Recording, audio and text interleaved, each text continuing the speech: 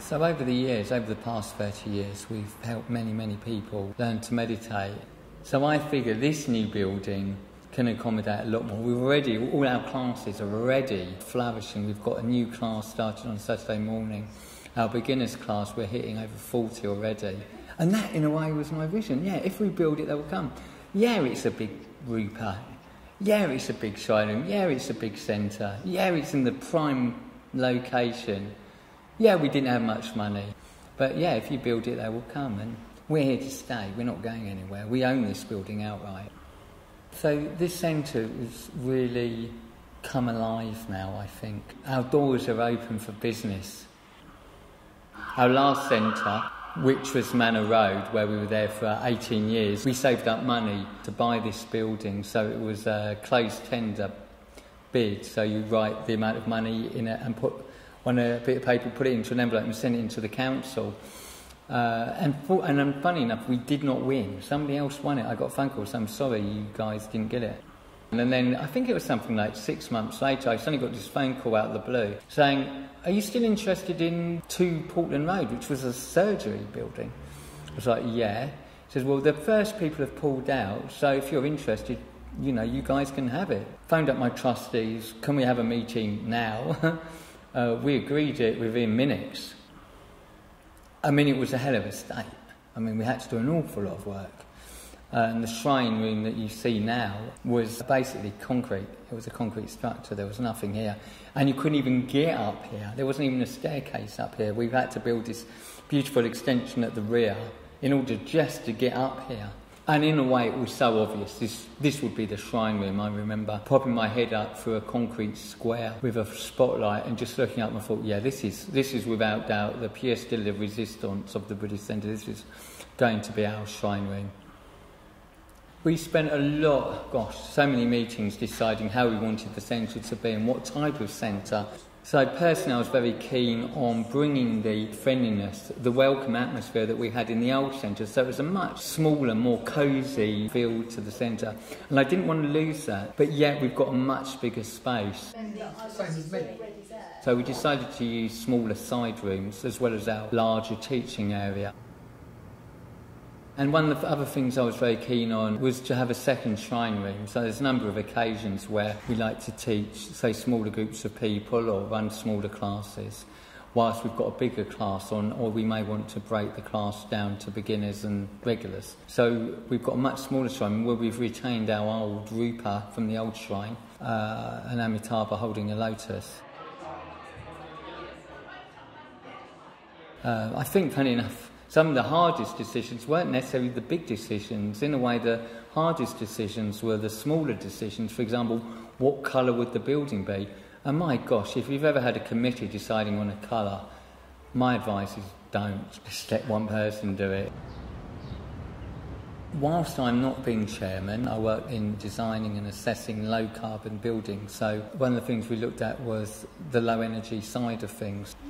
So we've improved the fabric of the building with double glazing, and we've put a heavy amount of insulation in the walls.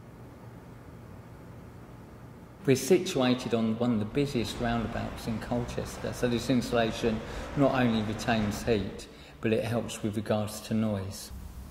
We've gone for an underfloor heating system, perfect for a very high ceiling because you want to heat from below. We've gone for low energy lighting everywhere, so it's all low LED, low energy. And I think the pièce de résistance, if you like, is many people voted for Colchester British Centre to be the recipient of the Marks and Spencer's Energy Fund, which was a 4 kilowatt solar power system which is on our south-facing roof, generating all our electricity needs and more, so we're not actually going to need to pay for electricity.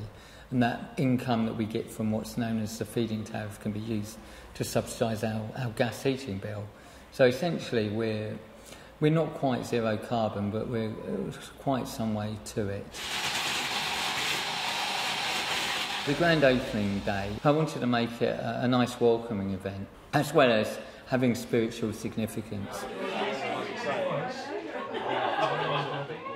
So I welcomed people downstairs, and I especially wanted to express my gratitude because so many people have done so much to make such an amazing space. We've come a long way actually, you know, and I think how many years, well, Harsha Prabha this morning let me know, almost 30 years now we've been having classes in Colchester, almost 30 years. And I also wanted to talk about, well, how, although it is a fantastic building, it's not just about building the building, it's about building Sangha, it's about the community, it's about Kalyana Mitrata.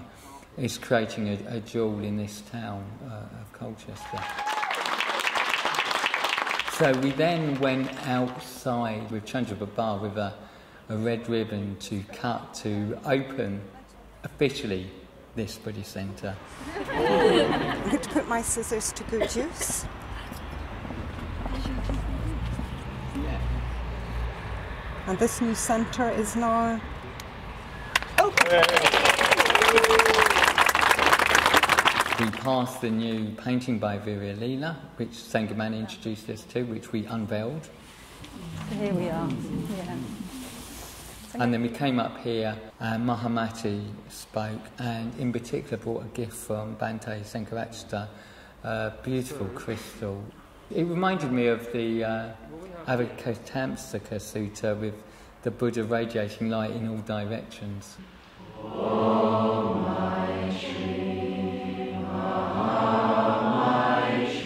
So this was passed around during the Maitreya chant, the Buddha of love, if you like, great love.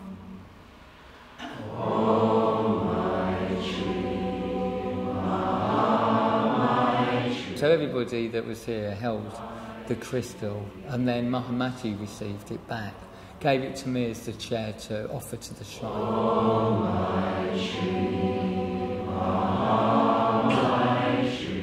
And then we had our dedication ceremony, so we dedicated officially the Colchester Buddhist Centre.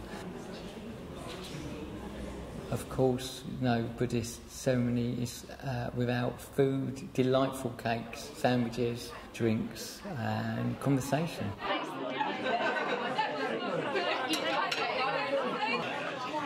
I've seen over the years many people come to the Buddhist Centre and their lives be transformed.